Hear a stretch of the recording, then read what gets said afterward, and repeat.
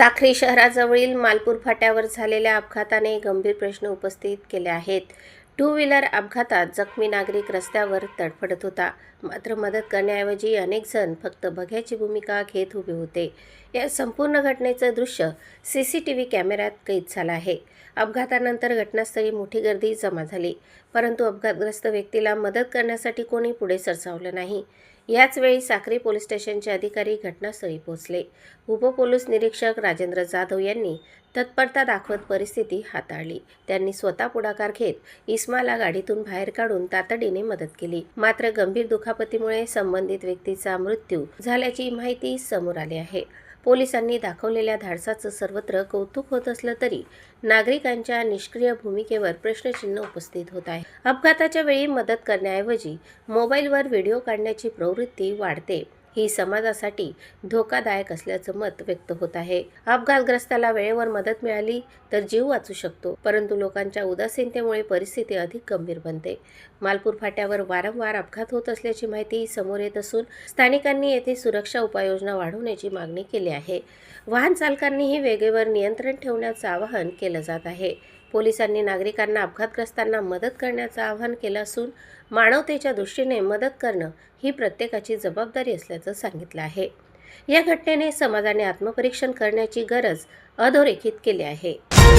साक्री शहरात चोरट्यांचा धुमाकूळ सुरूच असल्याचं चित्र समोर आलं आहे. एकाच रात्री 2 घरे आणि एका बिअर बारमध्ये चोरी झाल्याने खळबळ उडाली आहे. अज्ञात चोरट्यांनी दरवाजांचे कडी-कोंडे तोडून घरात प्रवेश केला. ही घटना साईबाबा मंदिर परिसर, महावीर नगर आणि सुरत हायवे भागात घडली. पत्रकार PZ कुवर यांच्या घरालाही चोरट्यांनी लक्ष्य केलं. तसेच शिक्षक विनायक भदाणे यांच्या घरातही घरफोडी झाली. सुरत हायवेवरील राज बिअर बारमध्येही चोरी झाल्याची नोंद आहे. विशेष म्हणजे तिन्ही ठिकाणी घरमालक बाहेरगावी होते, त्यामुळे नेमकी किती रक्कम आणि दागिने चोरीला गेले हे स्पष्ट नाही. एकाच रात्री सलग 3 ठिकाणी चोरी झाल्याने नागरिक हादरले आहेत. शहरात चोरट्यांची दहशत वाढल्याची चर्चा सुरू आहे. पोलिसांची संख्या अपुरी असल्याचा आरोप नागरिक करत आहेत. रात्रीची गस्त प्रभावी नसल्याचंही बोललं जात आहे. यामुळे चोरट्यांना मोकळं रान मिळत असल्याची भावना व्यक्त होते. घटनास्थळी पोलिसांनी पंचनामा केला असून फिंगर पथक आणि श्वान पथकालाही पाचारण करण्यात आले आहे.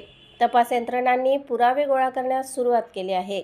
3ही ठिकाणच्या घटनांचा तपास एकत्रितपणे केला जातोय. चोरीची पद्धत सारखी असल्याने एकाच टोळीचा संशय व्यक्त होतोय. स्थानिक नागरिकांमध्ये भीतीचं वातावरण पसरलं असून रात्री बाहेर पडताना लोक सावधगिरी बाळगत आहेत. व्यापाऱ्यांनी आणि नागरिकांनी पोलीस गस्त वाढवण्याची मागणी केली आहे. सुरक्षेचा विश्वास देण्यासाठी ठोस कारवाईची अपेक्षा व्यक्त होते. आता पोलीस तपासातून चोरट्यांचा माग कधी लागतो याकडे सर्वांचे लक्ष लागले आहे.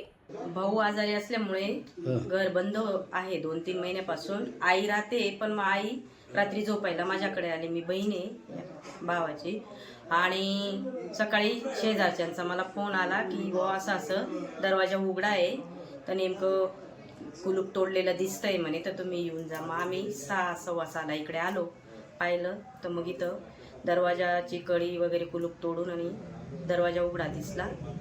मग आता मध्ये सगळं कपाटांचं अस्ताव्यस्त सामान पडलेलं आहे. कपाटामध्ये जे काही होतं ते नेमकं काय गेलं काय? मग कपाटामध्ये कानातल्यांचे 2-3 जोड होते, अंगठी होती, माळ होती आणि कॅश 15-20 हजार रुपये होते. एवढ्या वस्तू गेलेल्या आहेत आणि कपडे वगैरे पडलेले. बाकीचं काय गेलं अजून ते आम्ही काही पाहिलं नाही, कारण अजून हात लावायला परमिशन नाही मिळाली ना. मग अजून तिथं कपड्यांमधून काय गेलं, पण बाकीचं वस्तू वगैरे जशाच तशा आहेत, पण दागिने सोन्याच्या वस्तू गेल्या आणि कॅश गेली.